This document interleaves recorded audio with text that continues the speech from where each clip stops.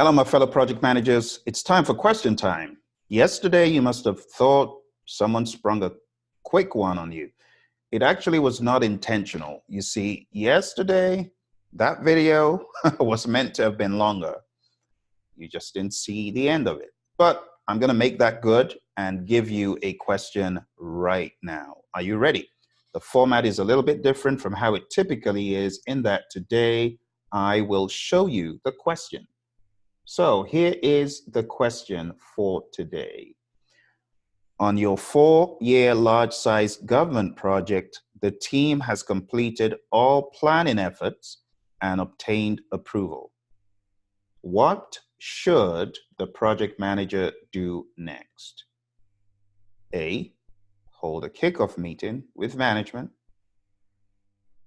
B, hold the project kickoff meeting before planning is ended. C, hold the project kickoff meeting as part of executing process group. Or 4, revert to initiating and hold a kickoff meeting to authorize the project. What should the project manager do next? Now, you know how these work. You need to answer the question, and then I come back and tell you the answer. So I'm going to give you 1 minute to think about it. Then I'll tell you the answer. Think, think, think.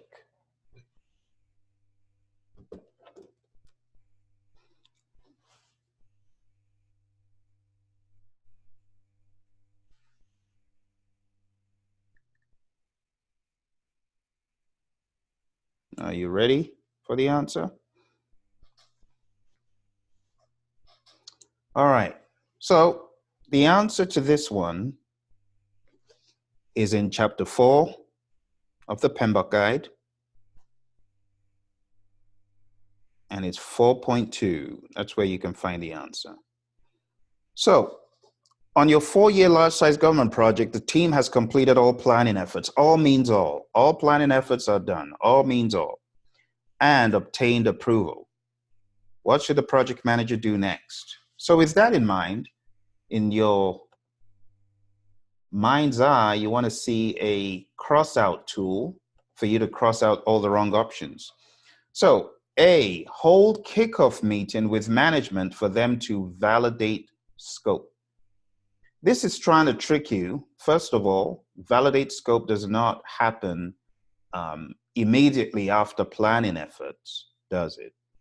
Now, with that in mind, it is possible, it's not impossible, that some of those planning components could be part of the deliverables of the project, because some projects have a contractually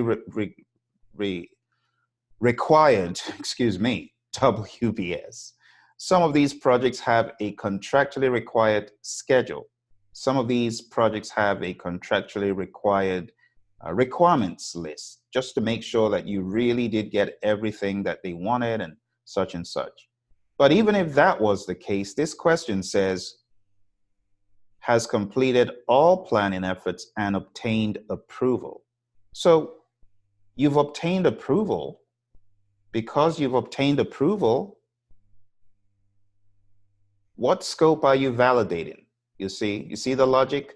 So even if part of the planning components were contractually required and had to be reviewed through a formal acceptance process, it says you've obtained approval. And approval means approval. So A is not the best option in that regard.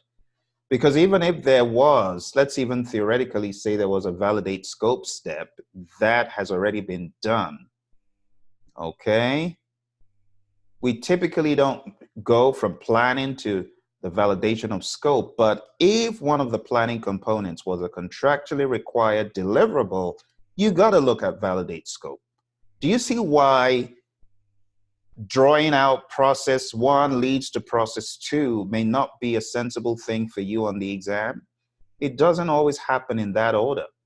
Now, if this question did not have the statement of approval being given, this would have given you a run for your money, because the answer could have been, hold a meeting. It wouldn't have been a kickoff meeting. You don't hold a kickoff meeting to validate scope. That also makes A wrong. But if it had just said hold a meeting with management for them to validate scope, you might have wanted to look at that and say, okay. You would have needed to know more. So I often tell people, don't be closed-minded. Process 1 does not always come before process 2. You could have process 4 coming before process 2, depending on the project. Keep that in mind, all right? B, hold a project kickoff meeting before planning is ended. B is not a very good option. Here's why. It says the team has completed all planning efforts, okay? This question has been very kind to you. It's really told you all planning is done, but beyond that, here's another key word if you were reading the question carefully. Large-sized. It's a large-sized government project. Someone says, but Phil, what does that have to do with anything? I'll show you. I'll show you. Follow me to the PMBOK guide, and let's go to page 86. Page 86. All right, second bullet. Let's read the 2 bullets anyway. The project kickoff meeting is usually associated with the end of planning and the start of executing. Its purpose is to communicate the objectives of the project, gain the commitment of the team for the project, and explain the roles and responsibilities of each stakeholder. The kickoff may occur at different points in time, depending on the characteristics of the project. For small projects, there is usually only one team that performs the planning and execution. In this case, the kickoff occurs shortly after initiation. See that? For small projects, shortly after initiation. In the planning process group, you see what they said? In this case, the kickoff occurs shortly after initiation in the planning process group. And one of my pet peeves is saying initiation when it is initiating. My goodness. It means the same thing. For those of you who are like me and, like, is this the same process group? Yes, sometimes you refer to it as initiation. It's really initiating. So let me apologize on their behalf. All right, we're on page 86, those of you who are just arriving. In this case, the kickoff occurs shortly after initiation in the planning process group because the team is involved in planning. You see that? But if you go to the large projects, it says in large projects, a project management team normally does majority of the planning, and the remainder of the project team is brought on when the initial planning is complete at the start of the development/implementation. In this instance, the kickoff meeting takes place with processes in the executing process group. So this is a large size project, so we know that it's not A, we've already looked at that. B, it says hold a project kickoff meeting before planning is ended. We know that in a large project that is not the case. And D, that says revert to initiating, that is not even the case in a small project. That is a flat out lie. The best answer here is C, hold the project kickoff meeting as part of the executing process group. Like it says, in large projects, a project management team normally does the majority of the planning, and the remainder of the project team is brought on when the initial planning is complete. At the start of the development/implementation, in this instance, in a large project, the kickoff meeting takes place with processes in the executing process group. All right, my friends. And that is why the answer to that question is what it is. I hope that helps you. Pay close attention to the minutiae and the detail. I would also say page 25 is great, but please do not make a habit of looking at page 25 in a cookie cutter manner. Because while in the knowledge areas, it makes sense to view the processes as flowing in that way, but anything can happen at any time on the project. And you need to be able to think, what is the most sensible thing to do? Like if someone says a deliverable has been completed, what should you do next? You should be able to jump from integration in executing all the way to monitoring and controlling in quality. But if someone says a deliverable has been created and along the way you find an opportunity for process enhancement, what should you do next? You find an opportunity for process enhancement. Where is that coming from? That needs to be addressed in managed quality. Depending on what the question is asking and what they are alluding to, what to do next could be very different. So I want you to have an open mind. And that's why, when I draw out these data flow diagrams, like the main line, if you haven't looked at the main line, the PMBOK main line, when I draw these out, I make sure that there are many feedback loops. I make sure that there are possibilities for you to jump around the chart, because the PMI are not going to ask you, scope management process 1, what comes next? Process 2. It's not that way. You cannot be one-track minded looking at the processes. One more thing, and I'll get off my soapbox because I could go on and on about this. One of my pet peeves is, like many other project managers, thinking that project management is linear. I remember teaching a very experienced set of project managers, and one of the more mature, to be polite, project managers said, this page 25 cannot be how it really is. This is not project management. This is too organized. You know what I said? I said, I wholeheartedly agree with you. Let me show you what it really looks like. I proceeded to open page 555, and you already know the horrors on page 555, what it looks like.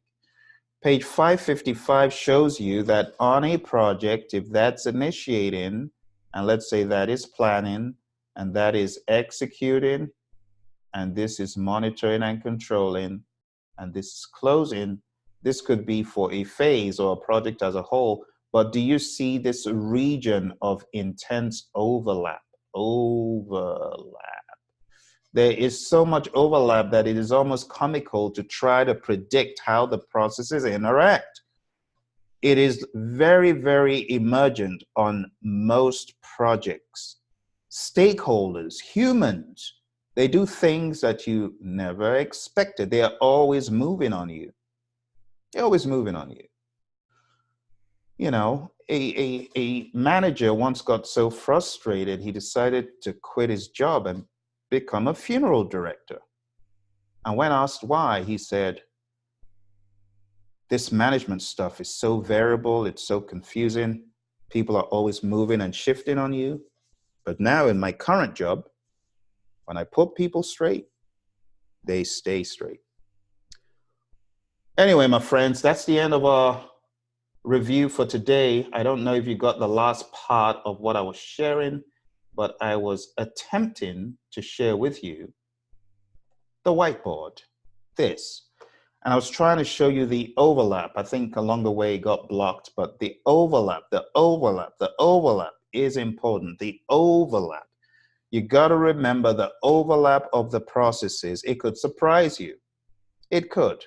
When do you do a quiet team? Is it before develop project charter or after? If someone says pre-assignment is what I'm talking about, pre-assignment happens even in many instances before the ink is dried on the contract. Someone has been pre-assigned or promised. You know what I'm talking about? Your project started today. The same day you sign a contract with a supplier because it's got long lead times and you need to get moving along quick. The same day you did develop project charter, you also did plan procurement management. Do you get the picture? 2 days before that, you got a call from the potential customer and they said, is Phil going to be on the project? You said yes. You just pre-assigned him.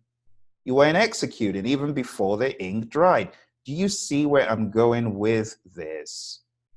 You got to be open-minded to the possibilities on page 25. They are not all in strict rotation. They are not. Some people still think, they think page 25 is how things happen. No. So on the PMP exam, I'm going off on my soapbox again. When you are dropped here, right, you need to understand the hallmarks of this so that you know what to do next. Should I do that next? Should I do that next? That's based on the question, should I do that or should I do that? That's how the exam is. All right? All right, my friends. Well, that's it for today. I hope you found some value from this question. And it's a rather long one because I did want to make good my little snafu of yesterday. I did want to make it good with you guys. We still have another one of those today. So, those of you who are watching on the 23rd of November, we have another question time later on today at 7 Eastern. So I'll see you there. Take care. Thanks for joining me. And thanks for not getting mad about yesterday. Stuff happens. You know that. It was not intentional. Bye for now.